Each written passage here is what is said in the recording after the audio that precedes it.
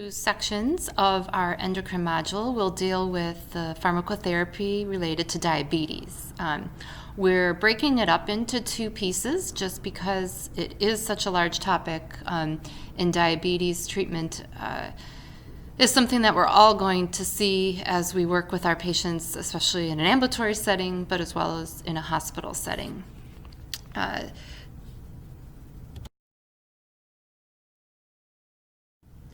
The goals of our lecture are to look at first these non-insulin medications, although they are both oral and injectable, looking at the pharmacology, our dosing, monitoring, patient education, as well as some other important clinical pearls or tools to help you navigate the many choices that are available for your patients.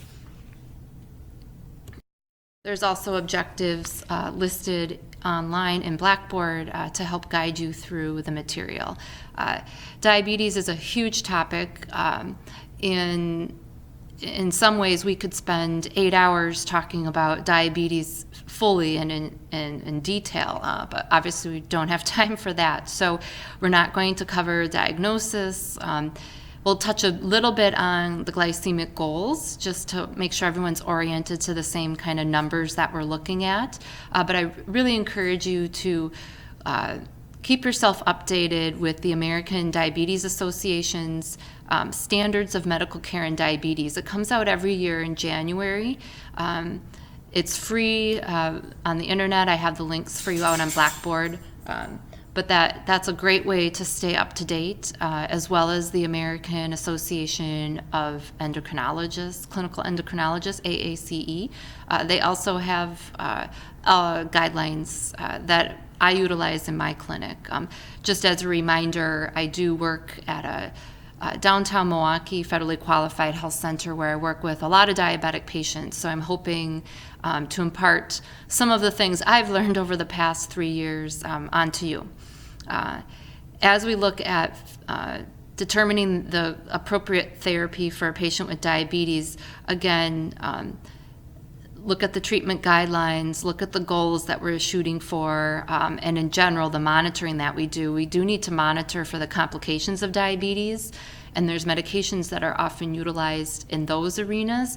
We won't be discussing that today. That is in your textbook as well, though. It is really hard to keep up. It's important that you stay up to date, and if you're working with diabetic patients a lot, there's so much in the literature and so much that will come through different table of contents if you join on to certain journals. So hopefully you can stay up to date. As I said, we'll do just a brief reminder of what the goals of therapy are. In general, it's a hemoglobin A1C below 7%. In a younger, healthier patient, we may try to get even below that 6.5%. But again, in those patients who might be older, who are at risk for hypoglycemic events and falls, patients with a lot of other comorbidities where adding on medication could be difficult, well, then we may target an A1C a little less stringent, maybe less than 8%. And that just helps us avoid some of the adverse effects in the add-on therapy. The preprandial blood glucose that we're looking for are 80 to 130, and postprandial, taken 2 hours after a meal, looking for less than 180. And really, with all of this, we're trying to get to that target A1C because that's what we know helps to reduce those long-term complications of the kidney disease and the other vascular diseases, as well as trying to balance that with the adverse effects associated with the medications. This is a nice pictorial of just what we can use, and because so many patients have diabetes, there's been a lot of research into it, and so there's a lot of different targets that we can focus on. 20 and 30 years ago, we really just had the insulin secretion that we were trying to target with sulfonylureas. And then we had metformin, which worked on decreasing the glucose that comes out of the liver. But since that time, like this pictorial shows, there's been a lot of different advances made, and so it's helpful to kind of think through how each of these drugs may work and that they may have a few different mechanisms of action. So take a look back at this slide as we go through the lecture. These are the classes that we'll touch on today. We're going to spend the most time on metformin because that is our first line agent. Sulfonylureas, which we don't see in use as much anymore, but you still may see a lot of it used kind of as legacy treatment for a lot of patients. The glitazones, the thiazolinidinones, those are not used very often, and we'll talk a bit about that. The incretins have come up in popularity the last 5 years or so. So we have 2 different ways that they work. We'll be discussing those. Alpha-glucosidase inhibitors, we don't see that much of. Same with the amylin or the meglitinides. One thing we do see coming up is a new class within the last 2 years or thereabouts, the SGLT2 inhibitors. So we'll spend a little bit of time on that. And we will not discuss the bile acid sequestrant colesevalin. That is in your textbook that you can review.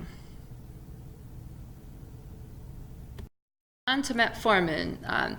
It is our first-line therapy. It can work very well. From that one pictorial, we saw that it works on the liver to stop glucose from being produced. It also reduces some glucose absorption from the intestine, but even more importantly, it helps increase insulin sensitivity so that the insulin that the patient is making and secreting can work better to take up the glucose and deliver it where it needs to go. It does not increase insulin resistance. It doesn't cause weight gain. If anything, it could cause a little weight loss. And it does not cause hypoglycemia if it's used as monotherapy. Certainly, if you're using it with other agents that can cause hypoglycemia, well, then that could happen. But metformin alone, fairly risk-free in terms of the major side effects of hypoglycemia and weight gain. Again, as long as the A1C is below 9%, we will see it being used first line, as long as the patient doesn't have any contraindications to its use. As I said, it can work very well. It can decrease the A1C by up to 2%. I've certainly seen it reduce it more than that, but that's also because the patient may be newly diagnosed and starts to make significant lifestyle changes. But it can be very helpful in getting patients to goal. It does have a small impact on the lipids as well, and we may also see it being used in PCOS, polycystic ovary syndrome. It can be used to help increase ovulation in women who have the PCOS. The main problem, side effect profile-wise with metformin is the GI adverse effects. So we typically start with a very low dose. We might start with 500 milligrams once a day, or even just twice a day, always with food, and titrate that upwards to our maximum every 2 to 4 weeks. Otherwise, if someone were to start on 1,000 milligrams twice a day, odds are they'd have diarrhea, upset stomach, and would stop taking it. That's what we've experienced at our clinic. So low dose, 500 milligrams once a day or twice a day to start with. The extended release formulation, when it first was marketed, thought that it would have less side effects with the GI system and can be given all in one dose. That can be true. So if you do have a patient that's struggling with the GI side effects, or you're worried about that, you could use the extended release formulation. Metformin is our first line agent. There are certainly some patients that we want to avoid using it in. First off, we typically do not use metformin in patients with type 1 diabetes. That goes with really most oral medications and injectables that we'll be talking about. Insulin is what we use in type 1 diabetic patients. We also cannot use metformin in certain patients because of the risk for lactic acidosis. The risk is very rare. However, we do have some guidelines to help us avoid it in patients that are at higher risk. New guidelines for patients with renal disease or dysfunction recently were released, and because of metformin's heavy dependence on the kidneys for elimination, we don't want metformin to accumulate and increase the risk for lactic acidosis. The new guidelines do state that metformin should not be used in patients with a glomerular filtration rate, GFR, below 30 mils per minute. That is a change from previously, and that does open up the use for a few more patients compared to what we previously saw.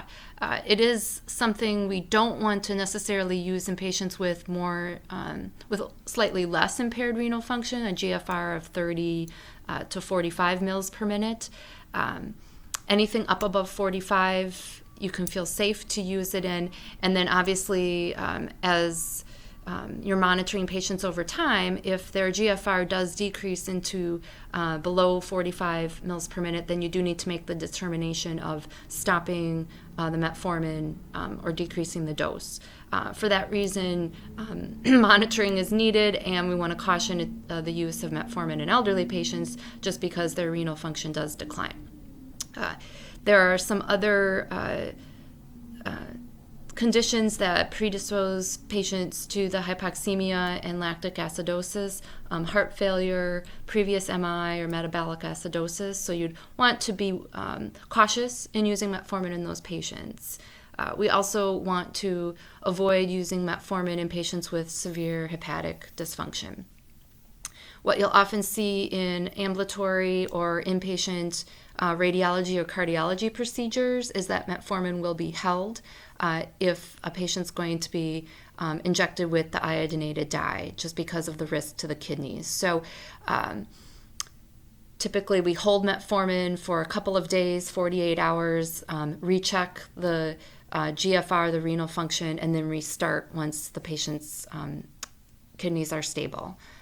Please look in the textbook to familiarize yourself with the signs and symptoms of lactic acidosis.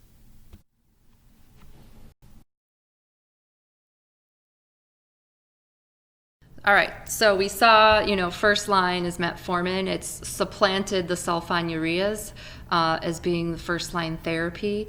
But again, I will often see patients who are either they can't tolerate the metformin or have previously been started on the sulfonylurea.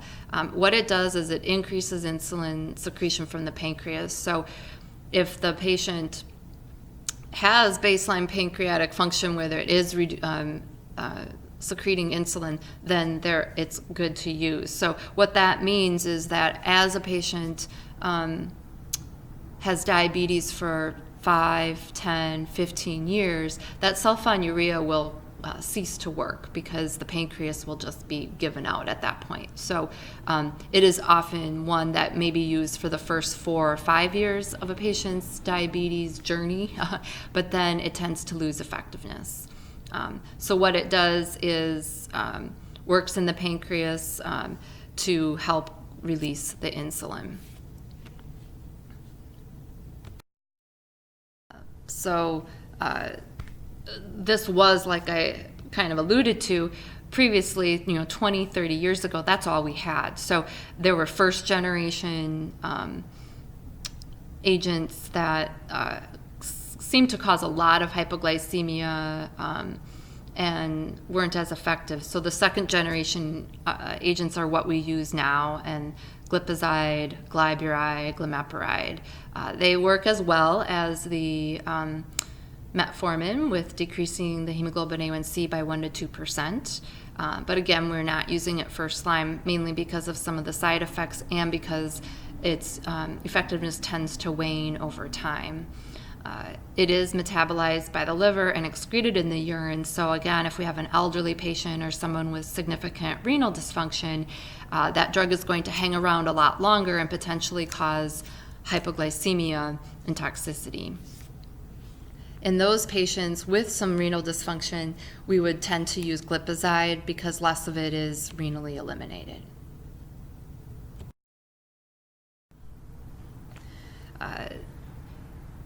We've talked about this. The main side effect or adverse reaction to watch for is the hypoglycemia. Can be quite significant with patients where you may need to stop it in an elderly patient, or if they've complained about some dizziness, a fall, really make sure that they're not taking a sulfonylurea. If a patient has a sulfa allergy, there is some cross-reactivity with the sulfonylureas, so there is the potential for a dermatological reaction. GI upset, pretty rare, but can occur, and weight gain because you're stimulating the insulin secretion. We do not use the sulfonylureas in type 1 diabetes because, again, those patients don't have the pancreatic mechanism working at that point. We've talked about this, elderly hypoglycemia. If patients don't eat real regularly, it's not a good agent to use because this medicine should be taken about 30 minutes prior to them taking a meal, usually in the morning. And so if they're sporadic and that sometimes they don't eat breakfast, then they might be skipping that medicine and they're not going to have as good of A1C reduction. We're going to call the thiazolidinediones, which I butchered earlier in our talk. We'll call those the TZDs or glitazones. That's what we hear. They were very popular in the late 90s, early 2000s, one of the newer classes back then, and they worked pretty well, but we don't see much of them being used at this point.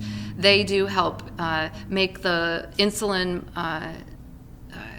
work better with within the body, so increasing insulin sensitivity. They also work similar to metformin in reducing the liver's glucose production. They don't work like the sulfonylureas, so they're not stimulating the beta cells in the pancreas. So again, you do need some insulin there to be working. As I said, they can work a little less effective than what we were just talking about with metformin and the sulfonylureas, but upwards of 1 to 1.3% reduction. The two agents are pioglitazone and rosiglitazone. They take a while to work, so up to 12 weeks, 3 months. And it's similar with the PCOS with metformin being able to help that and restart ovulation. That can happen with the TZDs as well, the glitazones. So we don't see it being used that much in PCOS. Metformin is our first line agent, but you could see that happen.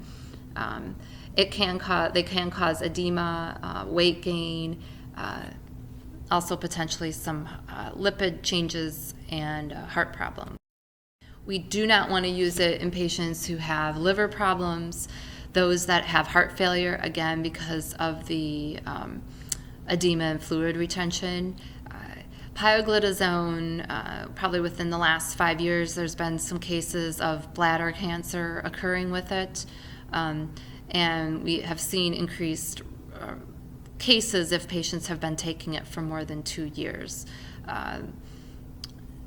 It's not quite to the stage of a full causality, but it's something that we need to be careful of, and that patients will come to us and talk to us about and be a little nervous and concerned as well. There's also potential that it can worsen osteoporosis or osteopenia. Again, because we don't see these agents being used that often anymore, don't think of that as much of a risk factor, but we do need to watch that since diabetes itself puts patients at risk for fractures and falls with the hypoglycemia, but also these agents can also affect the bone strength.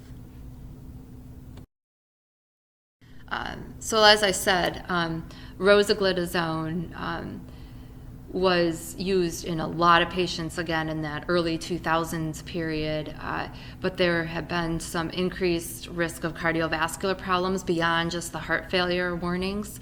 So it was almost taken off the market, and it was severely restricted. Only certain providers could prescribe it, and it was a REMS program utilized. And that went on for several years. And they did more studies and found that, well, maybe the risk is not what we thought. Maybe the cardiovascular risk is more associated with the diabetes that the patient has and not the actual drug. So it's not with the REMS program anymore, and it can be prescribed, but we still don't see it being used. You will see pioglitazone in practice, but and that's available generically at this point. But again, probably relegated to last resort, or not quite last resort, but once we've exhausted some of our other choices. So we move on to the incretins, and as I said, that's become quite the area of focus for pharmaceutical manufacturers with research. And there's two main hormones that seem to work to help maintain euglycemia, and one is the glucagon-like peptide 1, GLP-1, and then glucose-dependent insulinotropic polypeptide, GIP. We want to focus on the GLP-1 for the most part. So following a meal, after a person eats, both the GLP-1 and the GIP are released from the intestine, and that helps to tell the pancreas to secrete more insulin, and glucagon is not secreted. And then as those are emitted or as those are secreted, then dipeptidyl peptidase 4, DPP4, is the enzyme that metabolizes the GLP-1. So for type 2 diabetes, most patients have that dipeptidyl peptidase enzyme, and we have prescriptions there that help to inhibit that enzyme from working, so that again keeps more of the GLP around. And then in diabetes, we tend to find that the GLP activity is minimized, which is bad. That means that there's less insulin being secreted. And so to fix that problem, there's now prescriptions out there that are GLP-1 agonists to again help stimulate more insulin secretion. In diabetes, the GIP activity is lost, but we really don't see any prescription agents at this time. So here's a pictorial that just helps us understand again where the GLP and the GIP work. So you can think about this as being the GIP and even the GLP being stimulated and released from the intestines. And so what that does, remember, is tell glucose, or help to stimulate insulin from the pancreas, and helps to cut off the glucagon from being released, and helps the muscles take up more of the glucose. And what normally happens is that that's secreted into the intestines, and after a very short period of time, we've got the dipeptidyl peptidase 4 enzyme coming in and taking out a lot of those enzyme, the GLP, and then just not as much of the GLP around to work. So the DPP4 inhibition is very important, and then if we can pump more GLP into the system, then we're going to have more of the little yellow balls and the blue diamonds or blue triangles around to really help us get the insulin secreted and take care of the high glucose. The first in the incretin group that I'll be talking about are the GLP-1 agonists. And they do mimic the GLP-1 that is secreted endogenously.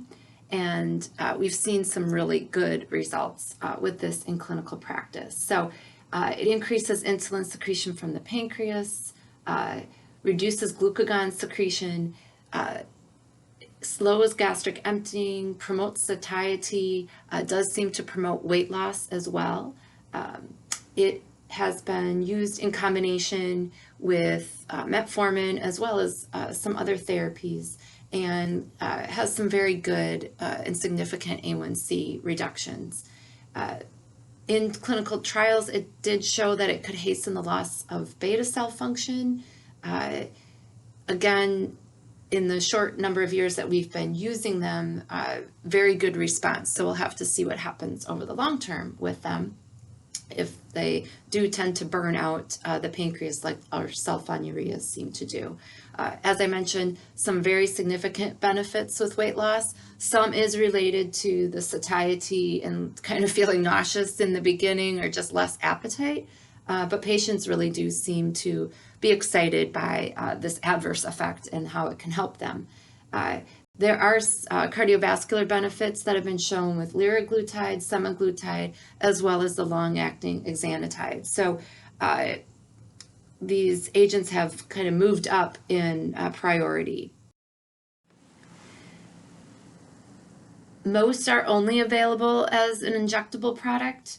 That includes some that are given once a day, like our liraglutide or semaglutide, but we tend to migrate more towards the ones that are once weekly, like the long-acting exenatide or dulaglutide. Two different ones that are relatively new was lixisenatide in combination with glargine, so it's in one pen. That's given once a day just because of the insulin glargine component needing to be given once a day.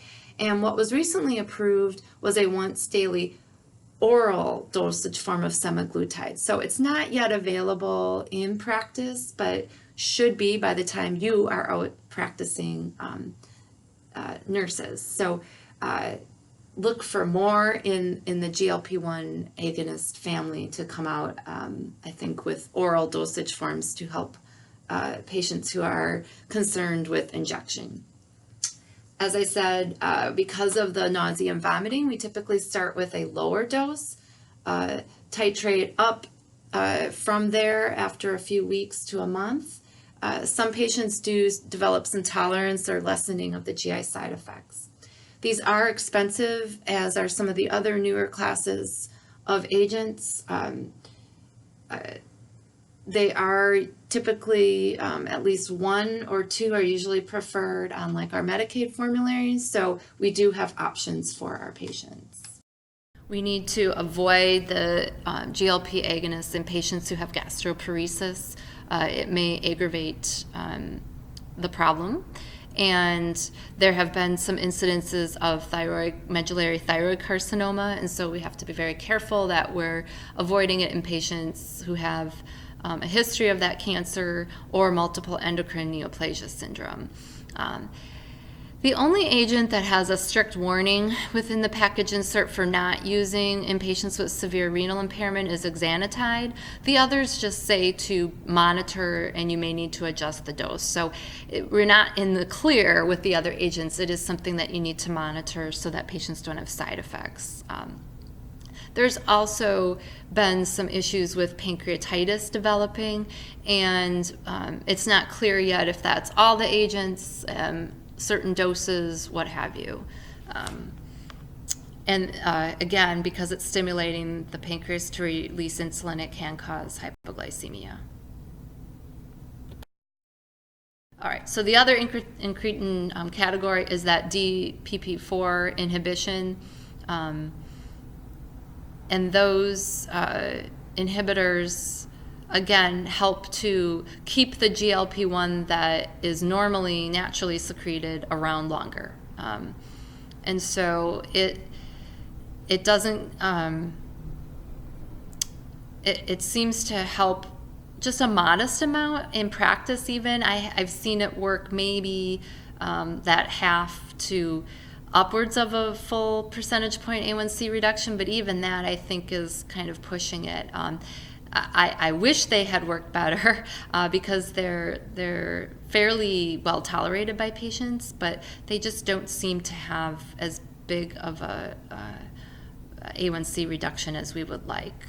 They also seem to work better on reducing the postprandial glucose rather than fasting, which seems to make sense because most of the GLP is going to be secreted after a patient eats. And so if you're inhibiting that enzyme when the GLP-1 is secreted, then that's where you're going to see the best action of it right after patients eat. So again, like I said, it doesn't work even in combination with metformin. You're not going to see as large of an A1C reduction. Most of these agents you do need to dose adjust for renal dysfunction. The one that does not require it is linagliptin, and we use that a lot just so that we don't have to worry about the kidney function. As I said, they're really well tolerated, so I wish they had a better A1C reduction. They don't appear to cause weight gain or weight loss, fairly weight neutral. They don't have generics available since they're newer agents, and so they are quite expensive. So you do have to think about, if they're not really reducing the A1C as much and they're expensive, there may be better options. They can cause the hypoglycemia. There is a pancreatitis risk with these as well. And there's been some other issues with saxagliptin related to heart failure and osteoporosis. Next up is our alpha glucosidase inhibitors. And what that does is inhibit the intestinal alpha glucosidases. And what those are supposed to do in our body is convert the carbohydrates into monosaccharides, and then the sugar moving onwards to build up in the bloodstream or be taken to our cells. So it slows the adabsorption of glucose, and therefore after a patient eats, you don't see as high of a glucose rise. It needs to be given right when a patient's ready to eat. They just work for a few hours.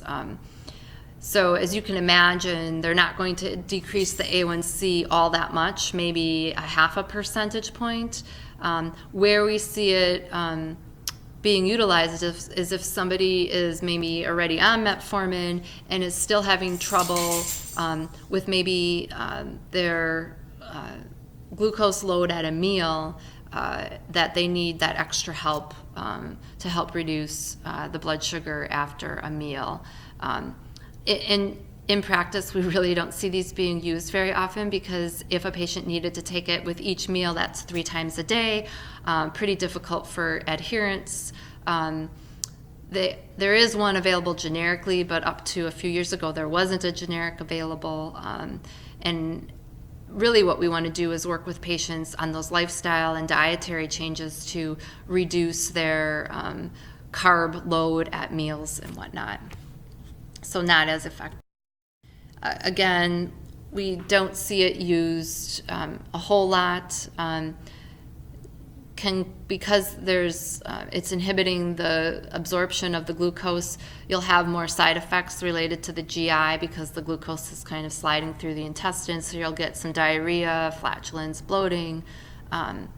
We have to be careful in using it with patients who have severe renal dysfunction, bowel diseases, liver problems. Not so much with hypoglycemia because it's just being utilized at mealtime. But again, it would be something that if a patient doesn't eat, they don't need to take this medication, and that could be difficult for some patients to remember. Again, we don't really see this being used much at all. So as we move on to the amylin agonists, we don't see these used very often. There's one available called pramlintide that's a synthetic analog of the beta cell hormone amylin. Works to decrease glucagon secretion and slow gastric emptying. It's really only used as an adjunct with regular or rapid-acting insulin. It does have some good effects on postprandial blood glucose levels. Pretty minimal to modest A1C reductions, and again, that's why we don't use it first line, certainly, or it's farther down. The other GLP-1 agonists have really taken over in terms of what we're using as adjuncts once patients have reached their max dose on metformin and need additional blood sugar lowering. It's a sub-Q injection prior to meals, so it's, again, adherence can be an issue. And if your patient's already taking insulin, then it is another injection, so up to 6 injections in a day. So not something that we see used very often. It can cause severe hypoglycemia, so the goal is usually when you start the pramlintide that you cut back on your short-acting insulin by at least 50%, and that's really why you're using the medicine in the first place, is so that you can start to reduce the insulin doses to help reduce weight gain and that sort of thing. Again, we don't see this being used much at all. Expensive, multiple injections in a day. Meglitinides, they work very similar to sulfonylureas. They work at the same spot in the beta cells to help increase insulin secretion. They work just about as well. A1C reductions upwards of 1%. They are short-acting, so I kind of think of them as real short-acting sulfonylureas, even though they're not sulfonylureas, but they work just like that. They work to decrease the postprandial blood sugars, so again, you give them right before a meal, and they're not in effects as far as how well they work and why you're giving it. It's similar again to that alpha-glucosidase inhibitors. So what we see is, again, work more on the dietary things that are maybe causing the patient's blood sugars to rise after the meal. If the patient has such a huge carb load or eating large portions, then we need to work on that as opposed to adding on this type of medicine. But what can also be, what you can also do, or where we may see it, is in a patient that you want to give a sulfonylurea to.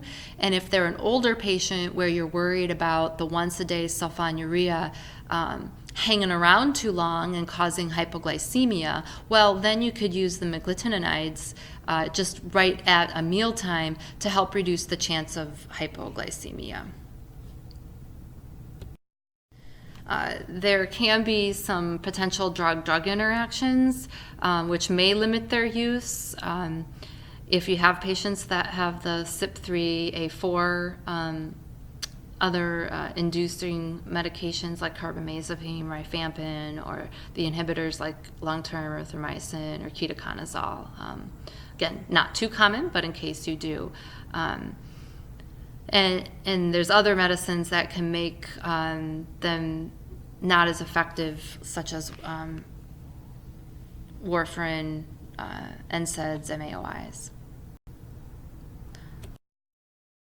We probably don't see much of the meglitinides being utilized, again, just because these other agents can do a much better job and patients may have trouble with adherence. So yeah, we'll move on to our sodium glucose cotransporter 2s inhibitors, the SGLT2s. They're our newest class, and they work to inhibit glucose reabsorption in the proximal renal tubules. So what happens is that more glucose is in the urine, and patients pee out the sugar. So it is quite unique in its mechanism of action. Typically, it's used in combo with other therapies, whether it's metformin or a DPP4 inhibitor. It's got pretty good A1C reduction, upwards of 1% or plus. We've started to see it being used more often in my clinic, and with some really good results. It can cause weight loss, can also decrease blood pressure, which could be a good thing if a patient has high blood pressure, but could be a bad thing if a patient has no problems with their blood pressure. You have to watch for hypotension, and again, the risk of falls or dizziness. There could be some also positive effects on the lipids. The SGLT2 inhibitors, although they're being studied in type 1 diabetes, currently we do not use them in patients with type 1 diabetes. Because of their mechanism of action, patients, both men and women, are at an increased risk of urinary tract infections, yeast infections, and there's actually been some cases of Fournier gangrene, which have developed in the perineum, which is very serious. And so it's very important that we talk with our patients about monitoring for genital urinary infections, both skin and like UTIs. Canagliflozin has shown an increased risk of amputations. The other two agents have not seemed to show that in clinical practice, so that's something that's being monitored. All three of the agents have shown an increased risk of ketoacidosis, and so should be used in caution with patients who have previously had episodes of ketoacidosis. Again, because of how the SGLT2 inhibitors work, there is that diuresis, and that can certainly cause hypotension as well as dehydration. And so patients need to stay hydrated. Blood pressure needs to be monitored. Patients may have dizziness or fainting. There are cardiovascular benefits with all three of the agents, depending on if you look at reduction in cardiovascular mortality versus heart failure. And actually, some of these agents are even being studied in patients who do not have diabetes for their cardiovascular benefits. There's also some benefit in patients who have chronic kidney disease. So these agents are moving up the ladder in importance in a lot of the guidelines. Although there is that benefit in patients with chronic kidney disease, we do need to monitor patients' renal function, because depending on the agent, we will not want to use the SGLT2 inhibitors if the creatinine clearance is below 45 mils per minute or 60, again, depending on the agent. That is being further studied to see if that possibly can be pushed to a lower limit, again, because of the kidney benefits. As I said, these are newer agents, no generics available, and so they are expensive.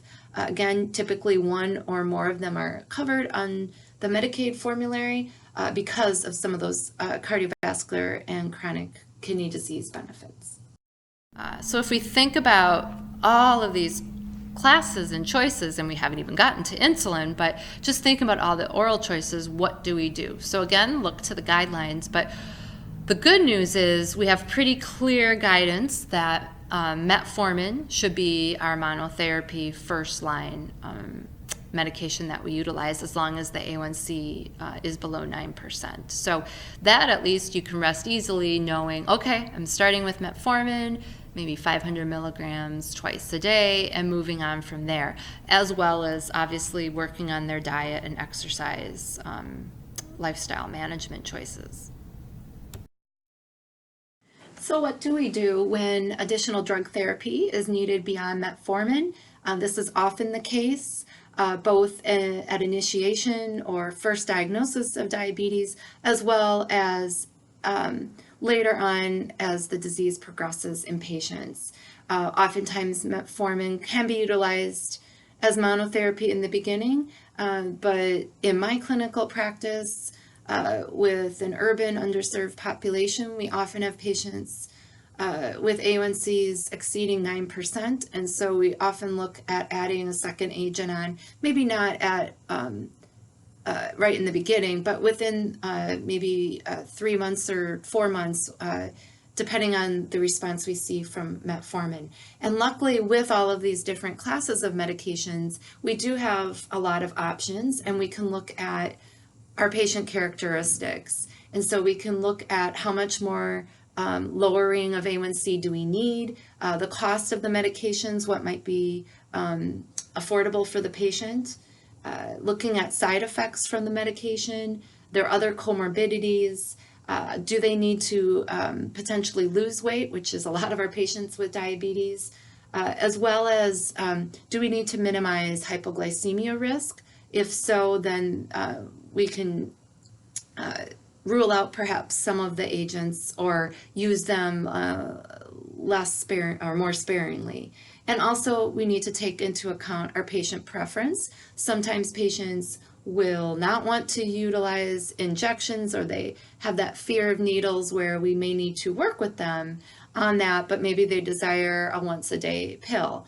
On the flip side, I've also seen patients who are very excited about a once a week injection to replace insulin perhaps, or to replace some of their oral pills. So it's really a lot of patient preference enters into it as well.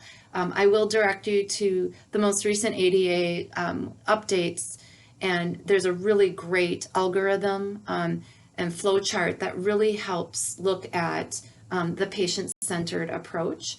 And so it will look at, does the patient have cardiovascular disease or chronic kidney disease? Because again, then we may want to use some of our newer agents like the GLP-1 agonists or the SGLT2 inhibitors. If we're trying to minimize hypoglycemia, there's options there. And if we're looking at weight loss as an added benefit, again, we have options for that. So I direct you there just because it's been a great resource for me in my practice as well. So I alluded to this, but just want to have one slide on this with the lifestyle management, and that's really the key. Because diabetes is an everyday disease and it's a battle and challenge for patients every single day, both to eat right and to exercise and to manage their health. It's real important to have a good relationship with your patient and provide that education, whether it's you yourself or a health educator or a clinical pharmacist or a diabetes educator, a CDE, a dietitian, all of that to help. So we talk about quitting smoking and minimizing the use of alcohol, getting enough exercise, the plate method of really balancing out their food and portion control, limiting starches and carbs, maintaining their weight, monitoring their glucose, looking for trends, helping to see that, oh, when I eat this, here's what happens to my blood sugar. That is just amazing for some patients who had no idea that that little piece of cake could increase their blood sugar so much. So it really is astounding what patients can become aware of when they're checking their blood sugars. I utilize that a lot in patients. We have patients that don't have diabetes yet. They're in that pre-diabetes category, and we still have them checking, even if it's just a couple times a week or after a big meal or something. They become aware of what's happening with their sugars, and if they're trying to avoid starting medications for their and advancing to full diabetes from pre-diabetes, monitoring their blood glucose is helpful. Obviously, when they're when you're needing to administer insulin and dosing that, as well as some of the other injectable medicines, education is very important to understand. Do you have to prepare the dose? How do you administer it? And when do you give it, especially in terms of the different insulins? So hopefully this helps. Again, not enough time spent on it, but hopefully enough to help you see the different classes and what can be utilized. And then up next, we'll be talking just about insulin.